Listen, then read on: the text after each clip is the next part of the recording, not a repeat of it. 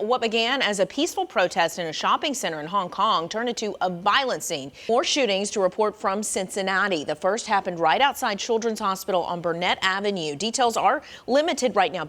It's a bad problem. That's a really vulnerable spot. And it looks like somebody's paying attention because starting next week, police are going to be out in full force. That is a biggin', as they say. Holy Batman, people around the world got in on the celebration of The Dark Knight, what cities did to mark 80 years of the comic. If you haven't made it over to Oktoberfest, you got one more day. It's fun for the entire family. Our Lauren Miner is downtown this morning. Lauren, what are people planning on getting themselves into today there? It's a tough week ahead for the Reds as they get ready to send off their beloved announcer, Marty Brennaman. And that's why you're a mixologist. So if somebody comes to see you, they're getting a story along with their cocktail. There's kind of a smaller pool of men, especially for the ladies out there. It is. It's very small. You have all the women competing for the same group of men, and it's just like, well. And so maybe they feel like they can get away with a little bit more than they should. Right. So if you drive this particular stretch of Interstate 75 in northern Kentucky, be prepared to permanently hit the brakes. Happening right now, first responders are rescuing hundreds of people from flooding as Imelda hits Texas. The warning officials have for those residents. I feel the school should have been shut down. All parents should have been notified immediately. A BB gun found inside a CPS elementary school. Why some parents are now pushing for change. And a live look right now, I-71 is a mess. A serious crash has this road shut down entirely. Rebecca's in, tracking the best way to get around. This is Fox 19 Now.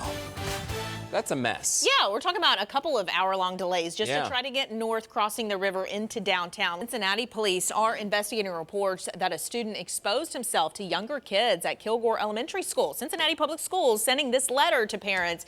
It says the alleged incident happened in a bathroom this week. A younger student then told parents who told school officials. CPS says they are working to make changes to improve security, including limiting bathroom usage between grade levels.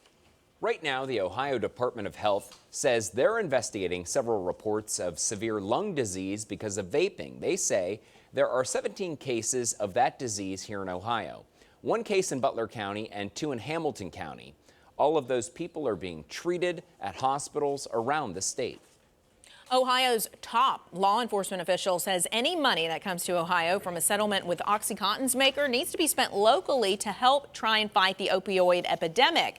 Attorney General Dave Yost tells Fox 19 Now that money needs to be spent in all 88 counties. He says many of the agencies fighting the opioid crisis are local and not statewide. That includes the foster care system, first responders, and the prosecutor's offices.